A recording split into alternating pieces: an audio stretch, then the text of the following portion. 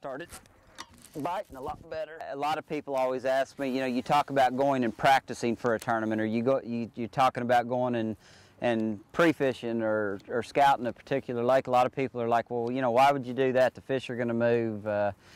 You know, fishing's become so advanced that when we go scout a lake, we're looking for specific things. And, you know, generally speaking, when you show up at a lake, especially that you're not familiar with, you're just trying to get a lay of how the lake lays, you know, where you have creek channels, where you have channel swing banks, stuff that's really flat, and that's all relative to the time of the year that you're actually trying to fish. But these fish are going to be, you know, starting to stage and set up in areas where they're going to spawn, and the thing that you learn is where those staging areas are. And, you know, especially if we have a really cold winter, I want to find as many key areas to fish that face south, so you know they're protected from the north wind. So little things like that is what you learn when you get out and actually scout a lake. You know, some of the south-facing coves are going to be nothing more than coves, just flat gravel coves. But when you find the ones that have some depth, that have creek channels that lead into them, those are going to be the ones that you go back and you really spend some time just prior to the tournament starting. So, you know, you take a person like myself that's fairly familiar with this lake. I'm familiar with it fishing offshore. I'm familiar with it fishing, you know, during the post-spawn period through the summer and the fall.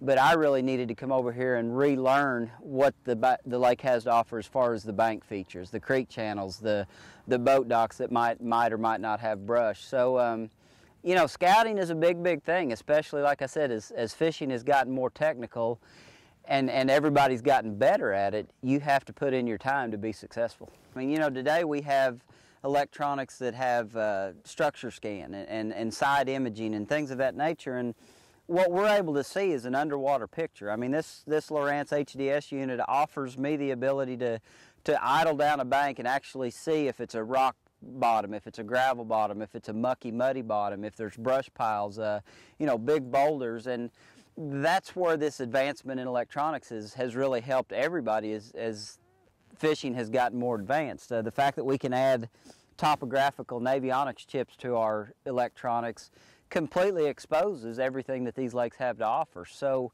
what I'm going to be doing is I'm going to be paying close attention to my topographical features on the avionics mapping, but I'm going to combine that with the structure scan and really get a good picture of what is on some of these secondary points and on the transition areas and things of that nature.